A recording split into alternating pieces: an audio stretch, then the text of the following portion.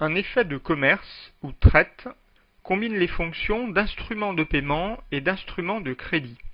On en distingue deux sortes, les lettres de change et les billets à ordre. Nous allons commencer par décrire le fonctionnement des lettres de change. La lettre de change est un mode de paiement à crédit dans lequel une personne désignée, que l'on appelle le tireur, qui correspond en l'occurrence au vendeur, donne l'ordre à une autre personne désignée, que l'on appelle le tiré, et qui correspond au client, de régler une somme indiquée, appelée le nominal, à un tiers désigné, que l'on appelle le bénéficiaire, à une date fixée, que l'on appelle l'échéance. C'est le fournisseur qui émet le document, puis qui le transmet au client. Celui-ci l'accepte, il reconnaît alors devoir la somme inscrite à l'échéance fixée, puis il restitue le document au fournisseur. Le billet à ordre fonctionne de manière similaire, si ce n'est que cette fois-ci, c'est le client qui est à l'origine du document.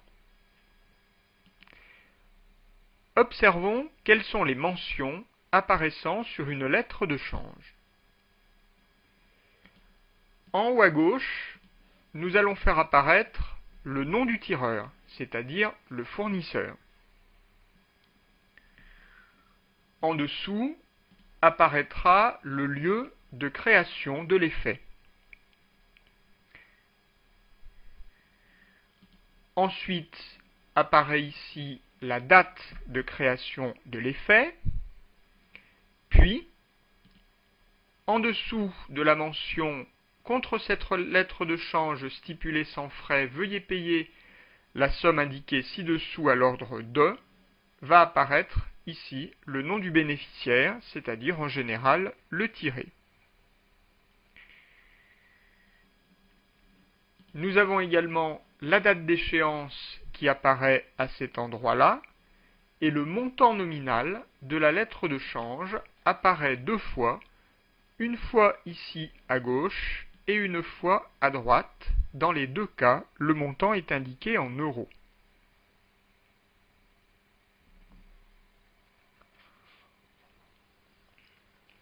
Le tireur peut également compléter cette partie-là du document qui correspond à la contrepartie de la dette, valeur en. Donc nous ferons par exemple suivre cette mention d'un numéro de facture. Et puis, il peut, à cet endroit-là, en bas à droite, signer.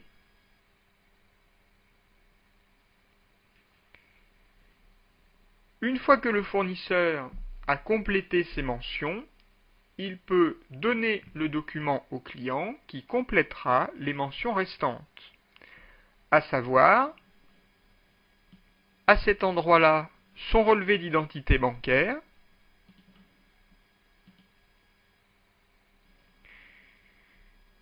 ici, derrière les accolades,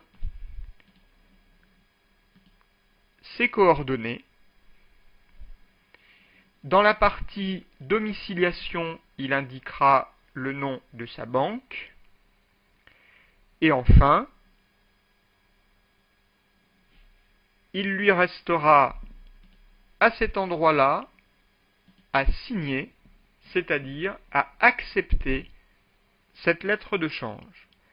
Éventuellement, à côté de l'acceptation, peut apparaître un aval donné par un tiers qui s'engage à régler la dette à l'échéance prévue si le tiré ne s'exécute pas.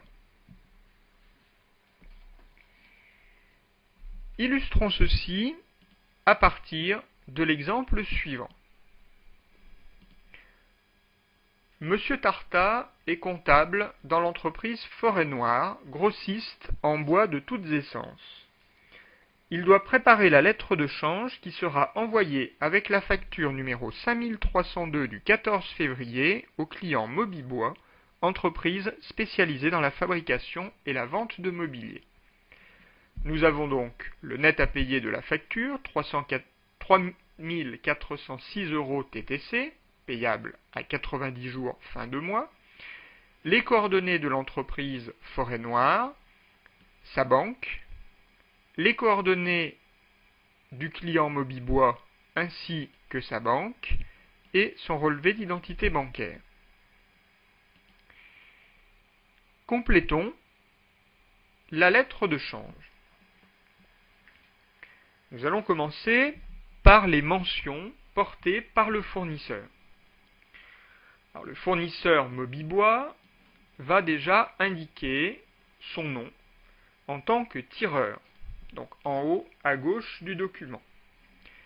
Il peut indiquer à cet endroit-là le nom du tiré, du bénéficiaire, c'est-à-dire lui-même, ou bien reporter tout simplement le nom de son entreprise Forêt Noire.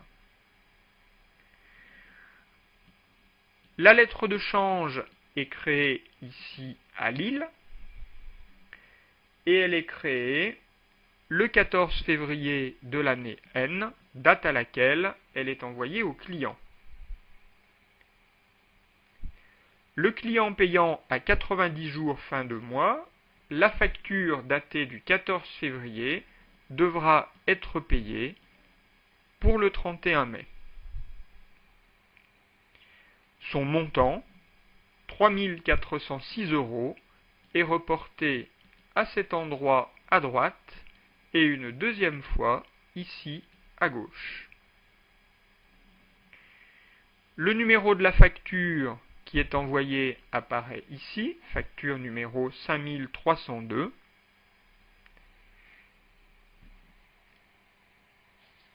Et il reste à M. Tartat à dater et signer le document en bas à droite.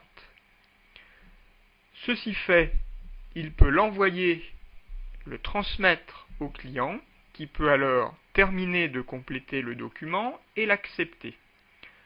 Le client va donc reporter ici les références de son relevé d'identité bancaire. Il va pouvoir indiquer dans cette zone ses coordonnées postales.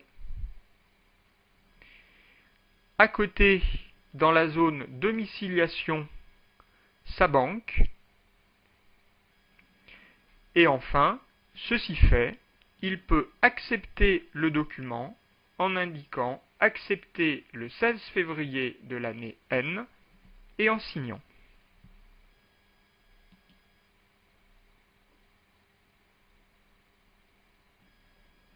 Enregistrons la création de cette lettre de change successivement dans la comptabilité du tireur, puis dans la comptabilité du tiré.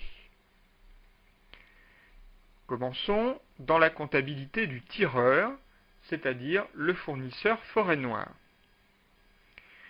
Forêt Noire enregistre dans un premier temps la facture qu'il envoie à son client en créditant le compte 707 pour son montant hors taxe, ainsi que la TVA collectée pour le montant de TVA correspondant. Il constate au débit une créance sur le client dans le compte 411. Cette écriture est celle qui serait enregistrée également dans le cas où le paiement s'effectue par un autre mode de paiement qu'une lettre de change. Lorsque Mobibois lui aura retourné la lettre de change acceptée, le tireur, Forêt Noire, devra enregistrer l'acceptation de cette lettre de change. Pour ce faire, il va transformer la créance classique enregistrée ici au débit du compte 411 en une créance, disons, particulière qu'il va enregistrer dans le compte 413 client et fait à recevoir. Par conséquent, l'écriture sera la suivante. Nous allons solder le compte 411 et le remplacer au débit par le compte 413. Dans la comptabilité du tiré, c'est-à-dire le client Mobibois, eh bien celui-ci va dans un premier temps enregistrer sa facture d'achat. Pour lui, il s'agit ici d'un achat stocké de matières premières qu'il enregistre pour son montant hors taxe avec, dans le compte 44 566, la TVA déductible sur autres biens et services. Il constate au crédit une dette dans le compte fournisseur pour le montant TTC de la facture, c'est-à-dire 3 406 €.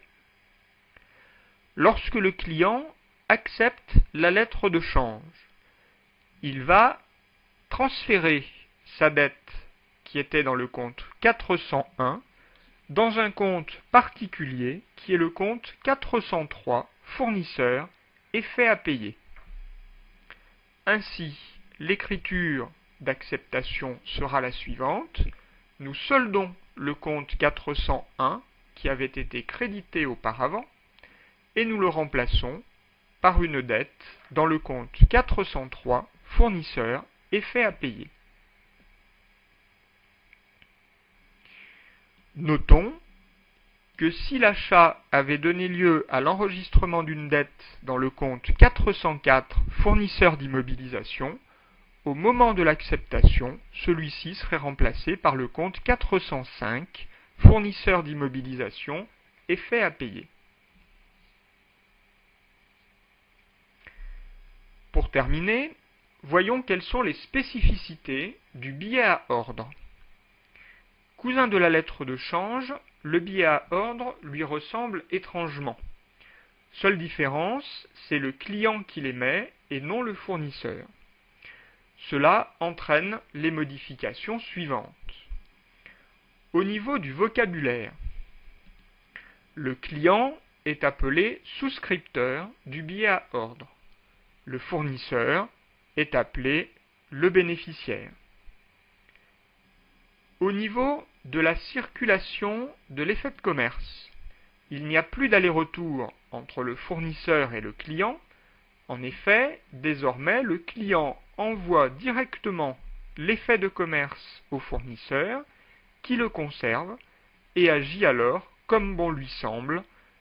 Nous allons revenir sur les différentes possibilités d'ici quelques secondes. Au niveau des enregistrements comptables, le client n'enregistre plus l'acceptation de l'effet mais son émission, néanmoins l'écriture reste la même.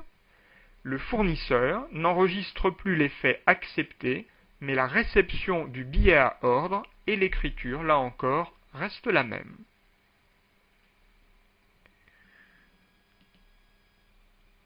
Une fois la lettre de change acceptée par le tiré, celui-ci, nous l'avons vu, la retourne au tireur qui dispose alors de plusieurs possibilités.